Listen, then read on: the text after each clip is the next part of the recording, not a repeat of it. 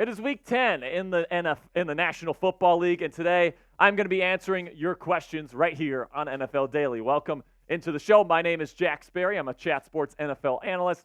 And now, before we get into today's show, go ahead and click that subscribe button right now and join our family. And here's a couple of reasons why you guys should subscribe. We got daily NFL videos right here on the channel. So if you want your daily NFL fix, this is going to be the place for you. Also, we have a weekly NFL live show. This is actually recorded during the NFL live show here at Chat Sports. And then also, we have weekly NFL power rankings. So if you want to see how we rank all 32 teams in the National Football League every single week, you're going to click that subscribe button right now. And then also, we got NFL mock drafts regularly here on the channel. So if you're an NFL draft nut, this is going to be the place for you. Make sure you click that subscribe button right now.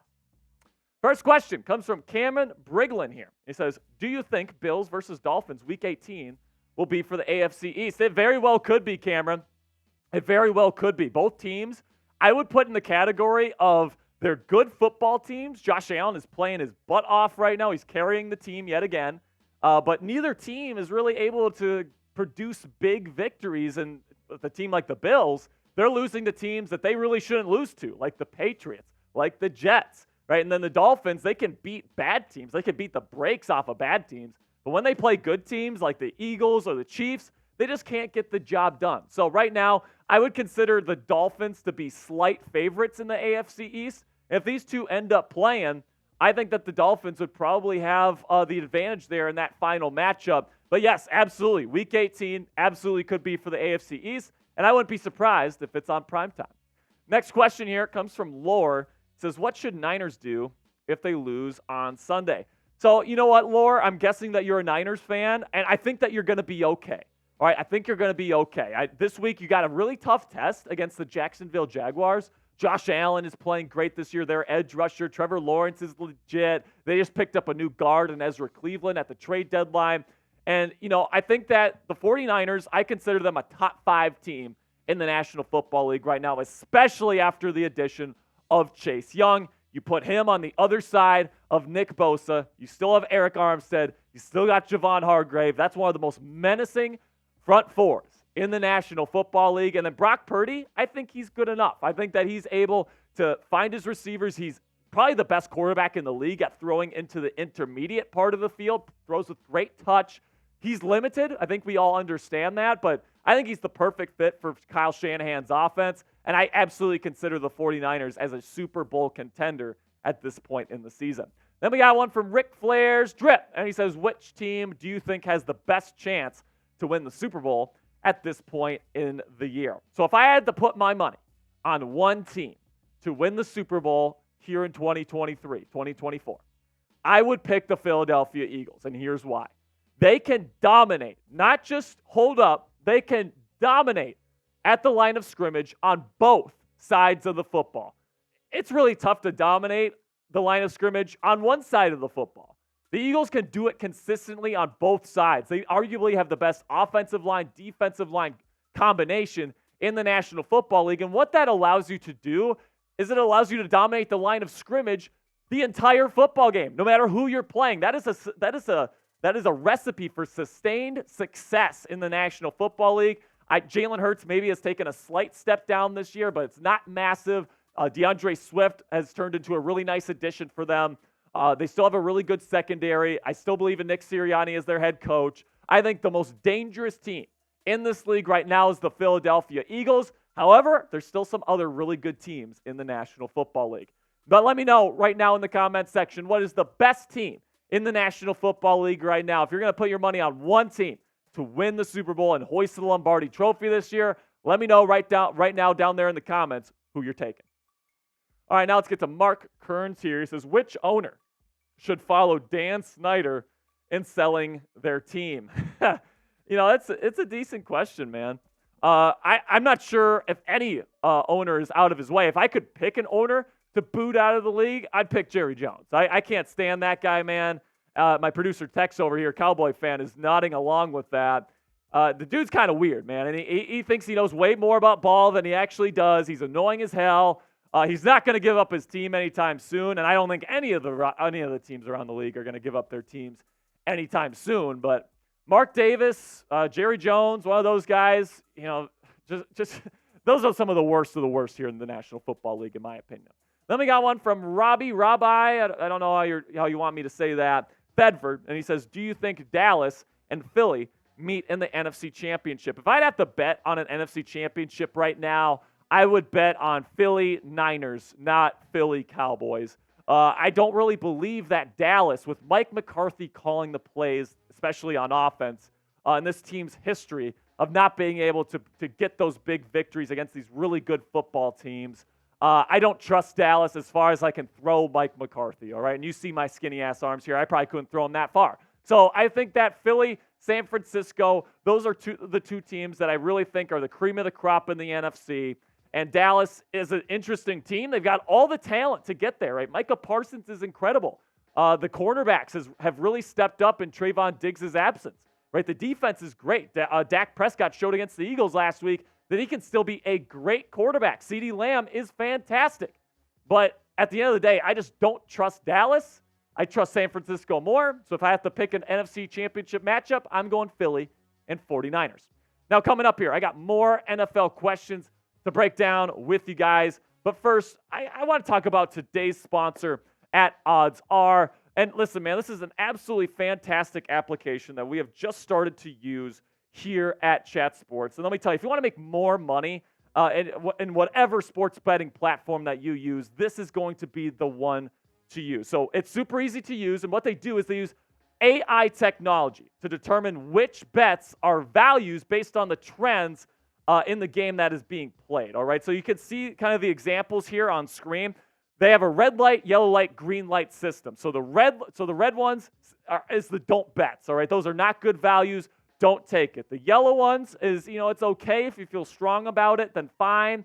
But the ones that you really want to cash in on are the green ones. Green means go, and green means money. So if you see green on the OddsR app, that means take the bet. It is a smart bet based on the trends, and it's absolutely fantastic, man. It's an absolutely fantastic investment because you end up making more money from all of your sports betting platforms. It's absolutely fantastic. I use it every time I sports bet.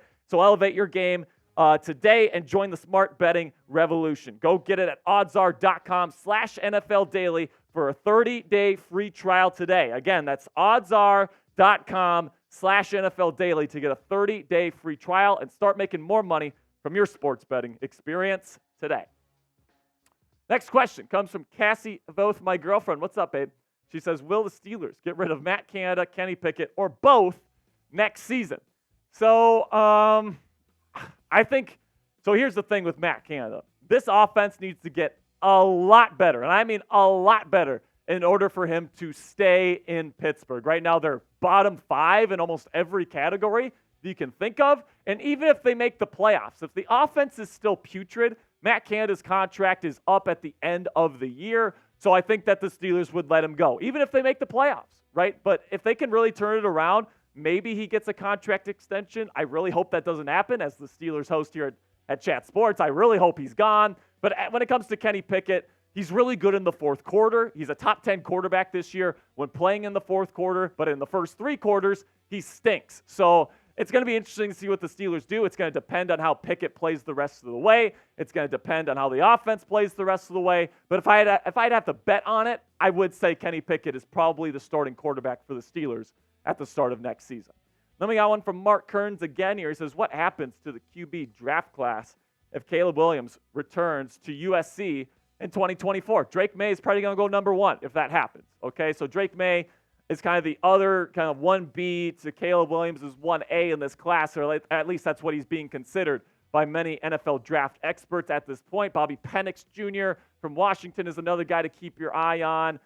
Lots of interesting big-name quarterbacks coming into this year's draft. Some people think, especially if Williams comes out, that there could be 5 first-round quarterbacks next year, which would be really, really rare to see 5 quarterbacks go in the first. So I think Caleb is probably going to come out. I mean, he's kind of an unpredictable personality, so I can't necessarily guarantee he comes out, but especially if there's a team that he wants to play for, picking at number 1, I think that he's got to go to the league, man. I really do.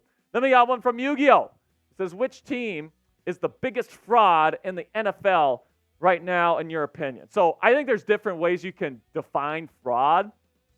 For my definition of fraud, all right, my definition is a team that people think are good but aren't that good.